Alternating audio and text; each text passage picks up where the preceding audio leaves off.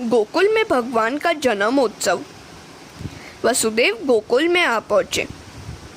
योग माया के आवरणवश सारा गांव गहरी नींद में डूबा हुआ था। वसुदेव ने श्री कृष्ण को यशोदा की गोद में रख दिया और बालिका स्वरूपा योग माया को उठा लिया। वसुदेव ने सोचा कि अब भी उनका प्रारब्ध कर्म बाकी रह गया है, तभी तो भगवान को छोड़कर माया को गले लगाना पड़ रहा है। वसुदेव योग माया को टोकरी में बिठलाकर वापस कारागृह आ पहुंचे। ब्रह्म संबंध होने पर सभी बंधन टूट गए थे। अब माया आई तो बंधन भी आ गए। वसुदेव गोकुल से माया को अपने सिर पर बिठला कर लाए, सो फिर बंधन आ पहुंचा और कारागृह के द्वार बंद हो गए। माया बंधन करता है। भगवान की आज्ञा के कारण ही तो वसुदेव ने बंधन को स्वीकार किया है। अब कारागृह में देवकी की गोद में सोई हुई योग माया रोने लगी। सेवकों ने शीघ्र ही कंस को संतान के जन्म का समाचार दिया। कंस दौड़ता हुआ आया। कहाँ है मेरा काल? मुझे सौंप दो उसे। कंस योग माया के पाँव पकड़कर उन्हें पत्थर पर पीटने लगा, किंतु माया कभी किसी के हाथ में आई भी है? आदि माया ने तो कंस के ही सिर पर एक लात जमा दी और हाथों से छूटकर आकाशगामी हो गई। आकाश में उन्होंने अष्टभुजा जगदम्बा भद्रकाली का रूप धारण किया। उन्होंने कंस से पुकार कर कहा, अरे पापी, तेरा काल तो अवतरित हो गया है और सुरक्षित भी है। कंस ने पश्चाताप करते हुए वसुदेव देवकी से अपने अपराध की क्षमा मांगी। इधर जन्माष्टमी के दिन नंद जी ने 12 बजे तक जागरण किया। शांडिल्य के कहने पर सभी सो गए थे और गहरी नींद में डूब गए थे। बाल कृष्ण जब नंद जी के घर आए तब नंद बाबा सोए थे। नंद बाबा ने स्वप्न में देखा कि कई बड़े बड़े ऋषि मुनि उनके आंगन में पधारे हुए हैं। यशोदा जी ने श्रृंगार किया है और गोद में एक सुंदर बालक खेल रहा है। उस बालक को मैं निहार रहा हूँ। शिवजी भी उस बालक का दर्शन करने हेतु आए हैं। नंद बाबा प्रातःकाल जागृत होने पर मन में कई संकल्प विकल्प करते हुए गौशाला में आए। वे स्वयं गौ सेवा करते थे। गायों की जो प्रेम से सेवा करता है उसका वंश कभी नष्ट नहीं होता। नंद बाबा ने प्रार्थना की, हे नारायण, दया करो, मेरे घर गायों के सेवक गोपाल कृष्ण का जन्म हो।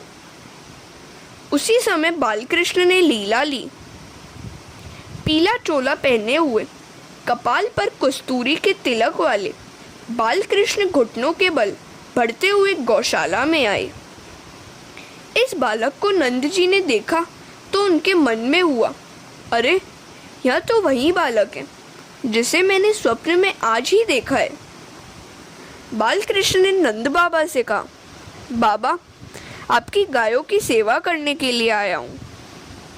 गौशाला में आए हुए कन्हैया को नंद जी प्रेम से निहारते हुए स्तब्ध से हो गए। उन्हें देहभान तक नहीं रहा। बालकृष्ण के दर्शन से वे समाधिस्थ हो गए। उन्हें कुछ ज्ञात ही नहीं हो रहा था कि वे जाग रहे हैं या सो रहे हैं। हरे कृष्णा। सुनंदा को यशोदा की गोद में बालकृष्ण की झांकी हुई तो वह दौड़ती हुई गौशाला में भाई को खबर करने आई, भैया भैया, लाला भयो है। आनंद ही आनंद हो गया। श्री कृष्ण हृदय में आ गए। नंद जी ने यमुना जी में स्नान किया। आज जन्मोत्सव के उपलक्ष्य में स्नान किया जाना था। उनको सुवर्ण के आसन पर बिठाया गया। शांडिल्य मुनि ने उनको दान करने को कहा। नंद जी ने कहा, जो चाहो सो ले जा सकते हो। नंद बाबा ने बड़ी उदारता से दान किया। दान से धन की शुद्धि होती है। गायों का दान दिया गया।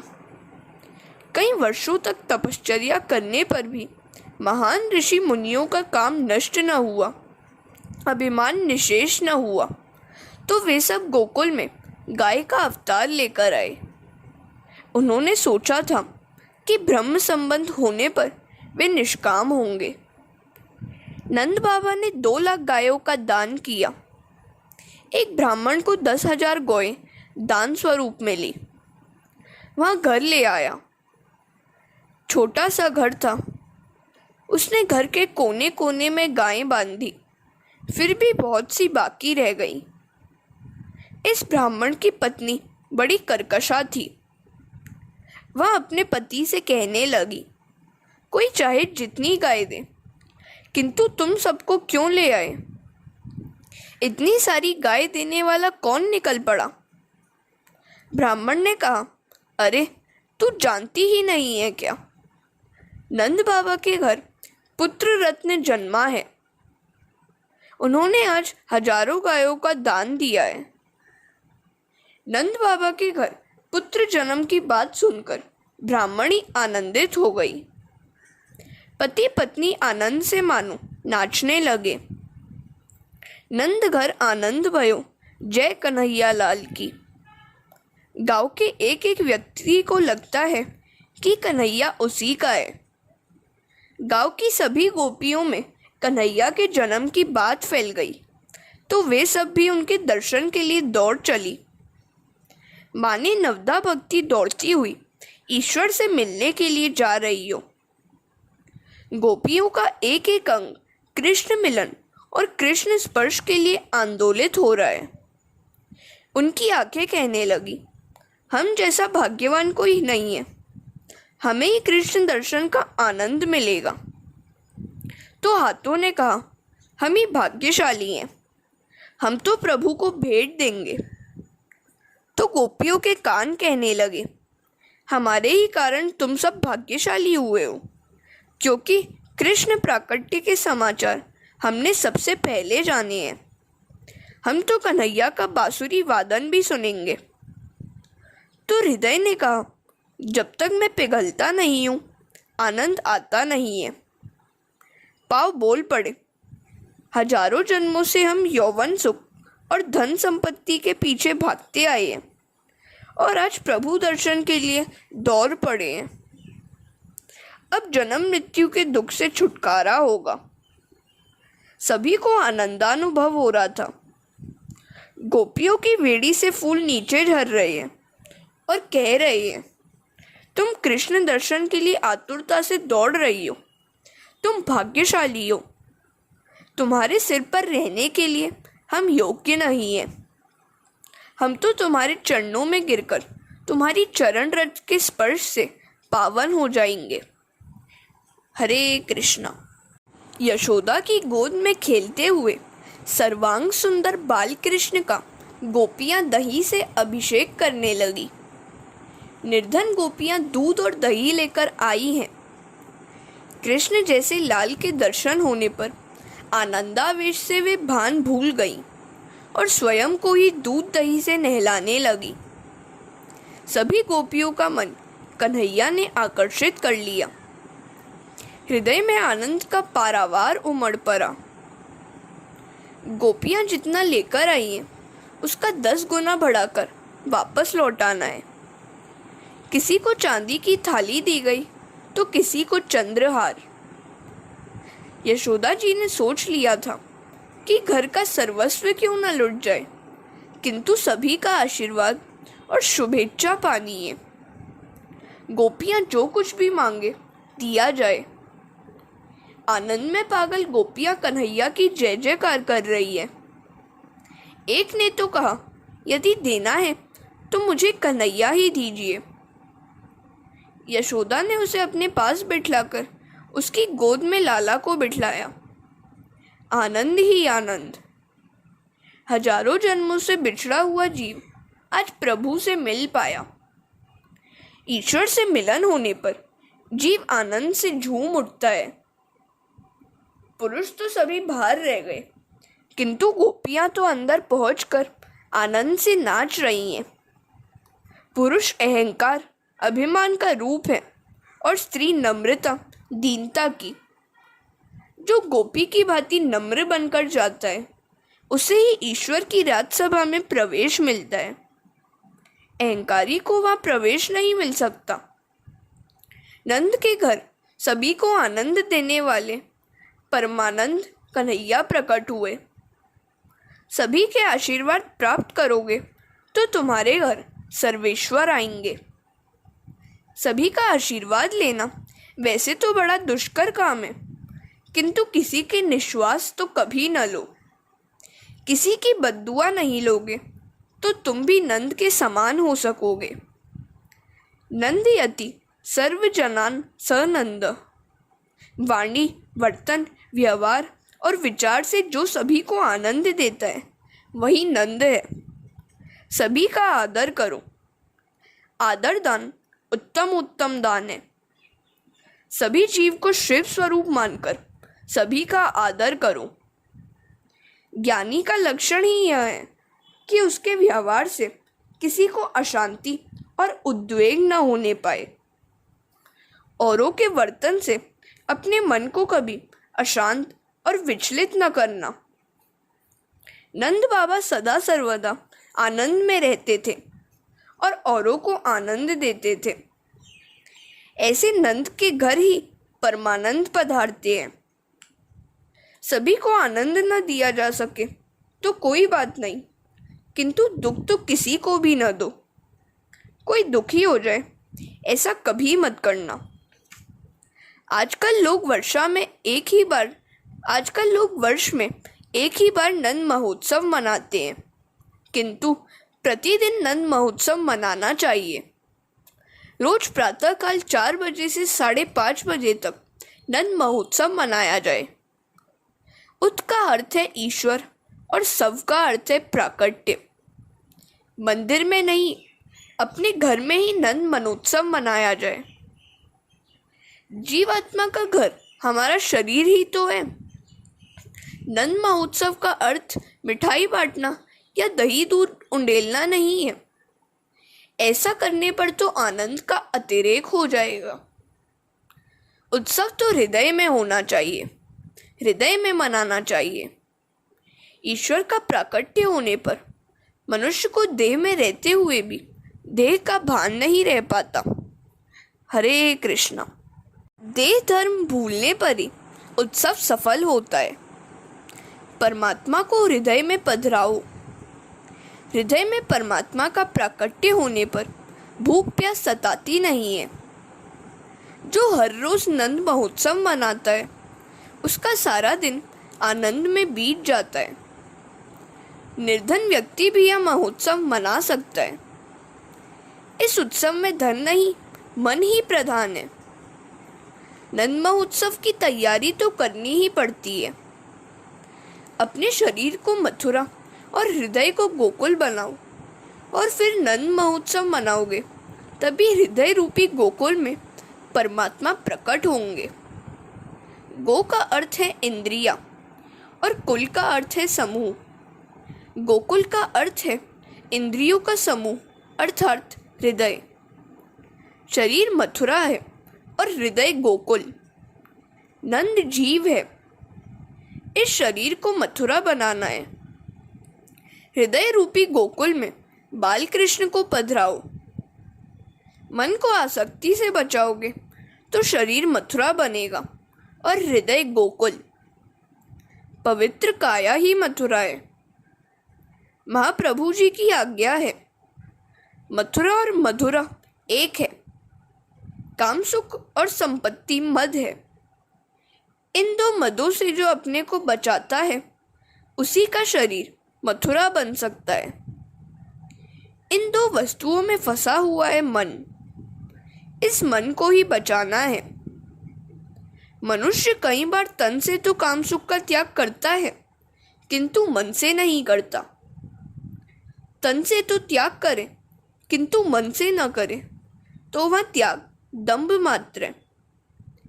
इन दो वस्तुओं में माया है। इन दोनों से मन को बचाना है। दो वस्तुओं को प्रभु ने आसक्तिपूर्ण बनाया है। स्त्री और धन, इन दो आसक्तियों में मद सा आकर्षण है। इन दोनों से हमें बचना होगा। संपत्ति, शक्ति और भोग की उपस्थिति होने पर भी मन को बचाए रखना ही सच्चा संयम है। अन्यथा धातुषु क्षीयमाणेषु श्रम कस्य न जायते। अपनी जवानी में जो मन को अंकुशित कर पाए वही सयाना है। वृद्धावस्था में आंखें तेजहीन होने पर यदि कोई व्यक्ति सिनेमा का शौक छोड़ दे तो उसकी क्या बड़ाई है। भोग विलास से यौवन को भ्रष्ट न करो। किसी महात्मा ने कहा है, कुछ लोगों का धन पत्थर की पूजा में चला जाता है, बनिए का धन प्रसाद में जाता है और जमींदार का धन विवाह आदि में चला जाता है। भक्ति आसान नहीं है। पर स्त्री और पर संपत्ति की आसक्ति को छोड़े बिना भक्ति का आरंभ नहीं हो सकता। प्रातः काल में पूजा कर ली और सब कुछ हो गया, भक्ति हो गई, ऐसा मानना ठीक नहीं है। जब तक भोग बुद्धि है तब तक ईश्वर की भक्ति कैसे हो पाएगी। भक्ति मार्ग में बहुत बाधक है। मन को धीरे धीरे भक्ति मार्ग की ओर मोड़ दो। द्रव्य का चिंतन करते रहने से तो द्रव्य मिलेगा नहीं। द्रव्य और कामसुख का विचार तक छोड़ दोगे तभी तुम्हारी काया पवित्र होगी। यमुना भक्ति का ही नाम है। शरीर को मथुरा बनाना है और हृदय को गोकुल, तो भक्ति रूपी यमुना के किनारे पर बसना होगा। यमुना का अर्थात भक्ति का किनारा कभी न छोड़ना। 24 घंटे भक्ति तट पर रहोगे तभी तुम्हारा शरीर मथुरा और हृदय गोकुल बन पाएगा। जब तक मन में मत्सर होगा शरीर मथुरा हो नहीं पाएगा। मत्सर तो विद्वान और धनिक दोनों को सताता है। हरे कृष्णा। परमात्मा के राज्य में अन्याय है ही नहीं। जो कुछ भी हो रहा है ठीक ही हो रहा है। मनुष्य के शासन में पाप है, ईश्वर के शासन में पाप नहीं है। आजकल के लोग शरीर की अपेक्षा मन से अधिक पाप करते हैं। इस शरीर को मथुरा बनाओ। ऊपर कहे गए मत से मन को दूर रखोगे तो शरीर मथुरा बनेगा। उस मद से मन को बचाने का उपाय क्या है? मथुरा शब्द को उलटने से राथुम शब्द बनेगा और बीच में थू अक्षर निकाल दोगे तो राम रह जाएगा। जिसके मुख में हमेशा राम शब्द बसा रहता है उसी का शरीर मथुरा बन पाता है। यदि परमात्मा से संबंध नहीं रहेगा तो राम रहेगा नहीं, तो थू ही रह जाएगा और सभी यमदूत उस पर थू थू करेंगे। हम तीर्थ यात्रा करें वह तो ठीक है, किंतु शरीर को ही तीर्थ सा पवित्र बनाओ और हृदय को गोकुल बनाओ। गो शब्द के कई अर्थ हैं। गो का अर्थ है इंद्रिय, भक्ति, गाय, उपनिषद आदि। इंद्रियों को विषयों की ओर बढ़ने देने की अपेक्षा प्रभु की ओर मोड़ दो, क्योंकि उनके स्वामी प्रभु ही हैं। भक्ति आंखों से भी हो सकती है और कानों से भी। आंखों से भक्ति करने का अर्थ है आंखों में प्रभु को बसाकर जगत को देखना। इस प्रकार देखने से जगत कृष्ण रूप दिखाई देगा। तुलसीदास जी और हनुमान को सीताराम के सिवाय और कोई भी दिखता नहीं था। मन में तो भगवत स्मरण हमेशा चलते रहने दो। हृदय गोकुल बनते ही कन्हैया आ जाएगा। एक एक इंद्रिय को भक्ति रस में सराबोर कर दो। जिसकी प्रत्येक इंद्रिय भक्ति करती है उसी का हृदय गोकुल बनता है। कई लोग कानों से तो भक्ति करते हैं या आंखों से भी भक्ति करते हैं, किंतु मन से नहीं करते हैं।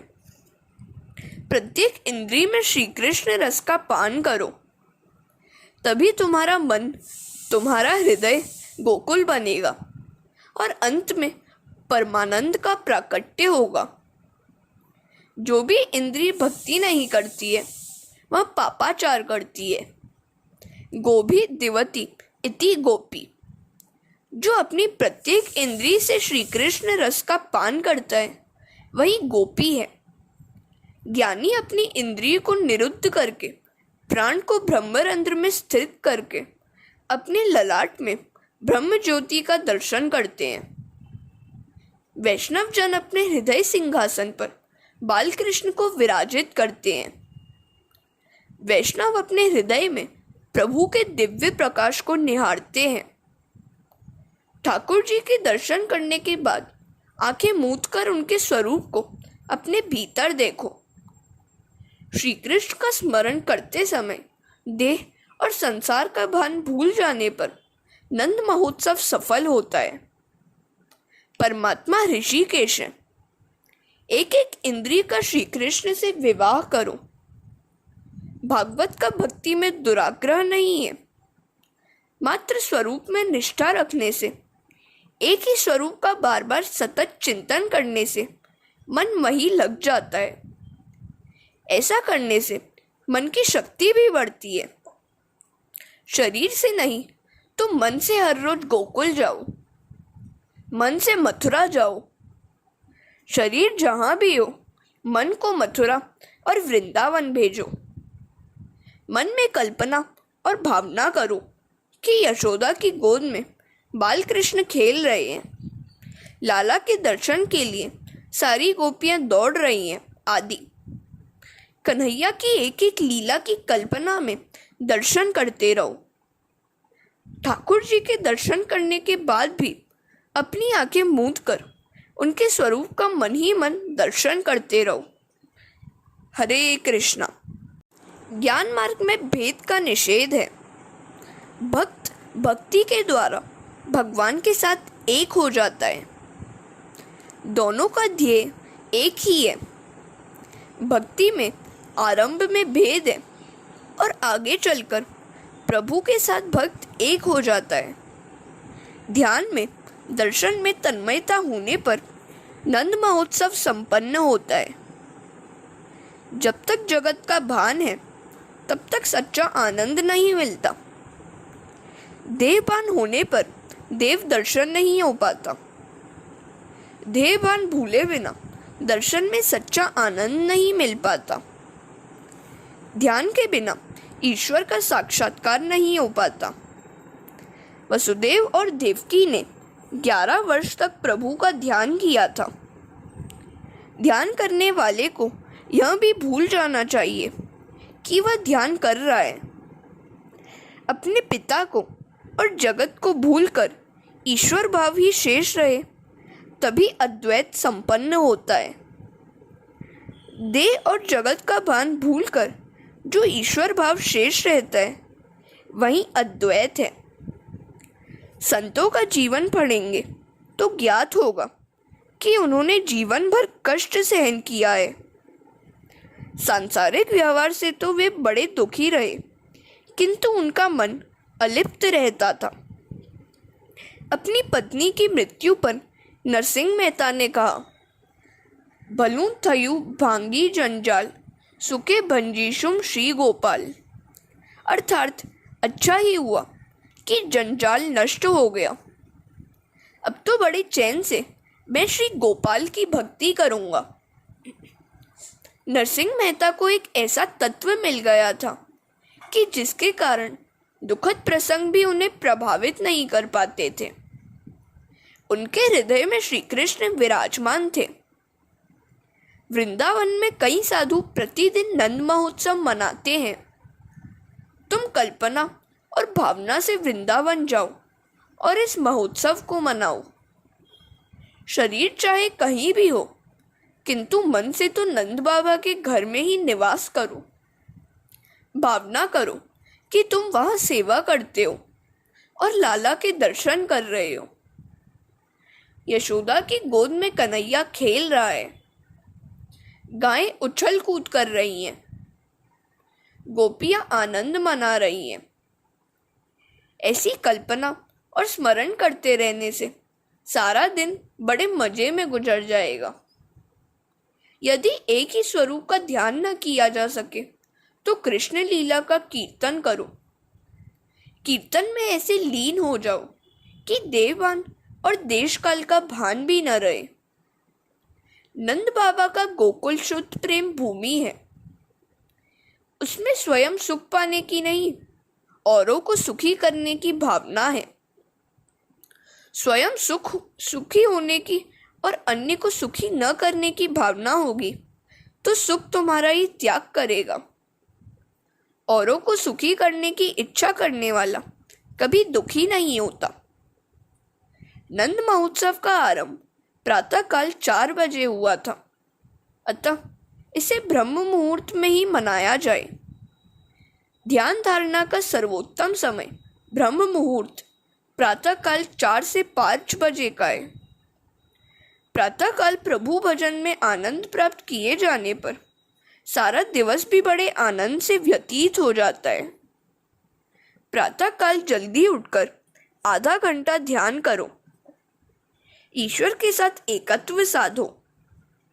12 वर्ष तक इस प्रकार नियमानुसार पूजन करने से ईश्वर का अनुभव होगा। हरे कृष्णा। प्रातःकाल जब ध्यान प्रार्थना करने से परमात्मा तुम्हें सारा दिन पाप कर्मों से बचाएंगे। प्रातःकाल में हृदय थोड़ा सा पिघलने पर सारा दिन आनंद से बीत जाएगा। यदि कुछ और न बन पाए तो आंखें बंद करके नंद महोत्सव का ध्यान धरोगे तो भी मन शुद्ध होगा। वृंदावन में बहुत से संत नंद महोत्सव के 18 श्लोकों का नित्य पाठ करते हैं। नवमी के दिन महोत्सव हुआ। श्रावण बदी द्वादशी के दिन भगवान शंकर गोकुल में पधारे। शंकर योगीश्वर है और कृष्ण योगेश्वर है। योगीश्वर और योगेश्वर का मिलन हुआ। भगवान शंकर निवृत्ति धर्म का आदर्श दिखाते हैं तो श्री कृष्ण प्रवृत्ति धर्म का। बाहर से प्रवृत्त और भीतर से निवृत्त। सभी प्रवृत्ति करते हैं किंतु किसी भी प्रवृत्ति में आसक्ति नहीं है। प्रवृत्ति करते तो हैं किंतु निवृत्ति की ही भांति। भगवान शंकर कहते हैं कि जिसे ब्रह्मानंद का आस्वाद लेना है उसे थोड़ी बहुत निवृत्ति तो लेनी ही पड़ेगी। जो चाय बीड़ी जैसी मामूली वस्तु का त्याग नहीं कर पाता है वह मोह माया काम कैसे छोड़ पाएगा। जिसे भजनानंद चाहिए उसे विषयानंद को छोड़ना ही होगा। शिवजी किसी गांव में अधिक समय नहीं रहते। वे शमशान में ही वास करते हैं। वे कहते हैं कि ध्यानानंद और भजनानंद पाना है तो प्रवृत्ति को कम करते जाओ। एक गृहस्थ ने अपनी एक कन्या एक किसान को दी थी और एक कन्या एक कुम्हार को। एक बार उसने किसान के घर आकर अपनी पुत्री से कुशल मंगल पूछा। कन्या ने कहा, बारिश नहीं आ रही है। यदि बारिश आ जाए तो सब कुछ ठीक हो जाए।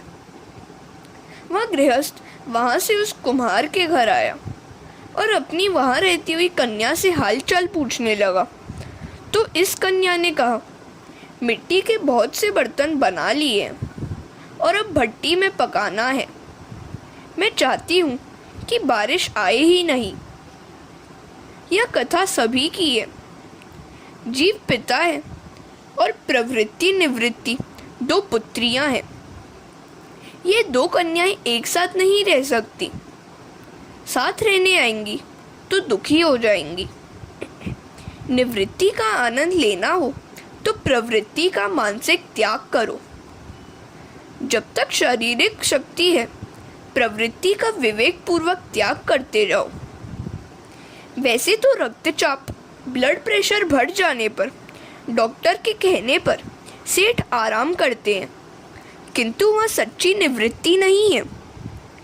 सभी प्रवृत्तियां एक साथ छोड़ देना असंभव है किंतु प्रवृत्तियों का ऐसा आयोजन करो कि प्रभु सेवा के लिए पर्याप्त समय मिलता रहे। वेदांत का अधिकार विरक्त को है, विलासी को नहीं। बातें तो ब्रह्म ज्ञान की करे, किंतु प्रेम, धन संपत्ति, नारी, जड़ पदार्थों से करे तो वह सच्चा ब्रह्मज्ञानी नहीं है। जगत मिथ्या है ऐसा बोलने मात्र में नहीं, अनुभव करने से लाभ होता है। व्यवहार मिथ्या है ऐसा मानकर व्यवहार करो। मानव को यह भान ही नहीं रहता है कि धन संपत्ति की दौड़ में वह ईश्वर को भूल रहा है। भगवान शंकर श्रावण मास के कृष्ण पक्ष की द्वादशी के दिन श्री कृष्ण के दर्शन करने आए। योगीश्वर और योगेश्वर का मिलन हुआ। शंकर अकेले ही आए। भक्ति में यदि संग अच्छा न होगा तो भक्ति कार्य में विक्षेप होगा। भजन और दर्शन तो अकेले ही किया जाए। औरों को अपने साथ रखने से हम रजोगुणी हो जाते हैं। कई लोग भजन या दर्शन करने के लिए औरों को भी बुलाने जाते हैं। सत्कर्म के लिए औरों को प्रेरणा देना वैसे तो बड़ी अच्छी बात है, किंतु साथ हो लेने पर रास्ते में भली बुरी बातें भी हो जाती हैं जो ठीक नहीं है। भजन और दर्शन एक चित्त से करो। दर्शन के बाद मंदिर के बरामदे में थोड़ी देर बैठने का यही प्रयोजन है कि हमने भगवान के जिस स्वरूप का दर्शन किया है उसे दिल में उतार ले, कि जिससे अगली सुबह तक वह मन में बना रहे। कई लोग ऐसे हैं जिनसे दर्शन के बाद यदि पूछा जाए कि आज ठाकुर जी का श्रृंगार क्या था, वस्त्र परिधान कौन सा था, तो वे सिर खुजलाएंगे। दर्शन के बाद यदि ठाकुर जी को मन में बसाकर घर ले जाया जाए तभी वह दर्शन सार्थक है। अधिकतर लोग भगवान को मंदिर में ही छोड़कर अपने अपने बंगले या दुकान पर चले जाते हैं। ईश्वर के सिवाय अन्य किसी का भी संग न करो। जीव अभिमानी और विश्वासघाती है। संतों की दृष्टि हमेशा प्रभु के किसी न किसी रूप में अटकी रहती है। भाम्य दृष्टि तो हमेशा ही झुकी हुई होती है। हरे कृष्णा।